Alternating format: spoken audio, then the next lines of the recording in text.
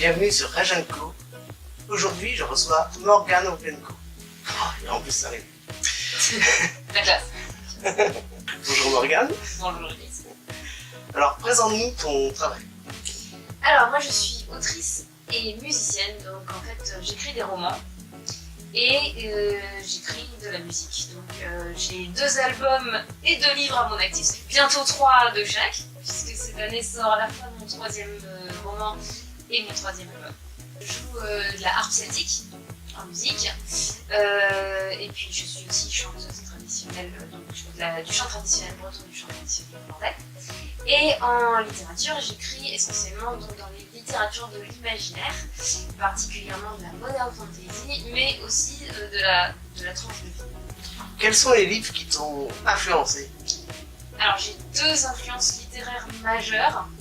La première, c'est Le Seigneur des Anneaux de Tolkien, même si ce que j'écris ne ressemble pas du tout au Seigneur des Anneaux, mais c'est pas grave, c'est vraiment une de mes grosses influences littéraires. J'adore Tolkien, j'adore son style.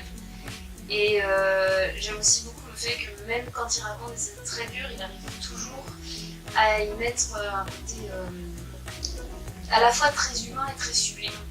Voilà, et à s'accrocher toujours à la petite chose qui va faire que même dans les pires moments, les héros vont continuer d'avancer.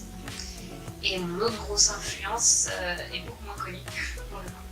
Il s'agit de Elfquest. C'est une bande dessinée indépendante américaine qui fête cette année son 40e anniversaire d'ailleurs. Et donc ça fait 40 ans qu'il continue la même histoire, dans la même timeline, dans le même univers. Ce qui est dans le cas d'un comics assez rare d'ailleurs, parce qu'ils aiment bien avec les univers alternatifs, tout ça. Et là non, toujours pas. Donc Elfquest en fait c'est l'histoire d'une tribu d'elfes.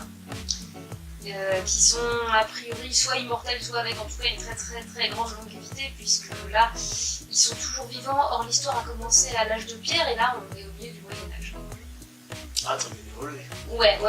Et donc les personnages qu'on a rencontrés adolescents au début, maintenant ils sont grands-parents et tout. Enfin, c'est vraiment quelque chose d'un peu hors norme, mais d'absolument magnifique à vivre en fait. Et pour une fois, les humains sont les méchants. Ce qui est assez rare en fait, là non, les humains c'est nous, donc on est les gentils, et là non, les humains sont les méchants quoi. Et ça aussi c'est assez génial. Et c'est vraiment un truc à dire si on ne le sait pas. À découvrir. Ah ouais. Et quelles sont les musiques qui t'ont influencé?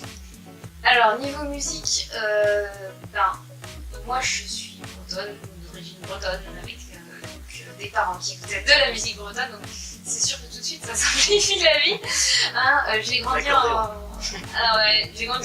écoutant Led Stivell, L'Esprit Lent, Trian, Gilles Servat, tout ça. Évidemment, une de mes grandes influences en harpe, c'est mon maître moderne, donc c'est Merzine. Mais en fait, j'ai aussi beaucoup été influencée par les musiques de ma génération, donc en fait, du tout, du Chine, le Noir Désir, ce qui fait que j'ai tout un côté pop en fait dans ma musique, dans mes compositions. C'est du celtique, mais c'est du celtique hybridé avec du rock en fait, donc du pop rock. Plus ou moins selon les morceaux d'après, ça c'est sûr, mais voilà. Et c'est toujours beaucoup avec de l'art, du chant, et puis j'aime beaucoup les chanteurs qui font l'effort de faire passer un message. Qui se contentent pas de faire dans les chansons, qui ne font pas forcément. Bon, alors on peut y aller à la méthode Gilles Servat qui est pas très subtile, faut bien le dire, mais on peut aussi y aller des fois avec des moyens plus détournés et pour autant tout aussi intéressants, qui en fait. Voilà, j'aime quand les chansons font un peu réfléchir quand même. Quels sont tes projets? Donc tu as parlé qu'il y a un 3e roman qui sort cette année. Voilà, c'est mon 3e roman et mon 3e album. Alors mon 3e roman est la suite du coup de mon premier roman. Entre temps le 2e était un ovni qui s'était tapé à l'incruste. Mais donc c'est la suite, donc ça s'appelle Azur et Acier. C'est donc la suite de 6 loin du soleil, s'il y en a parmi vous qui connaissent. Donc c'est le 2e tome de La Dernière Geste. C'est donc la suite, en fait c'est un gros pavé de fantaisie, plein d'aventures, de fées, de magie, de chats, et de trucs cool, et de trains et de fusils, ouais, d'autres trucs. Ça a l'air c'est bien comme résumé. Et de l'autre côté il y a un 3e album, alors mon 3e album il a une spécificité, c'est mon premier album solo. Parce que en fait, les 2 premiers albums sont sortis avec mon groupe, donc j'étais la compositrice, première chanteuse et leaduse.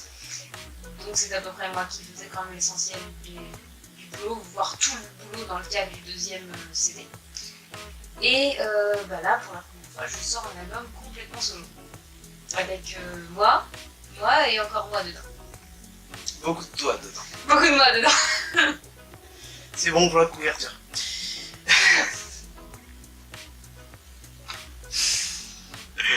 Voilà. Et il sortira quand ton CD? Alors, les deux, normalement, devraient sortir à l'automne ou à l'hiver. Donc, normalement, ils font des septembre-octobre à peu près pour le bouquin. Peut-être novembre s'il y a du retard, il y a souvent du retard pour du rien. Et plutôt novembre-décembre pour l'album. On attend ça avec impatience.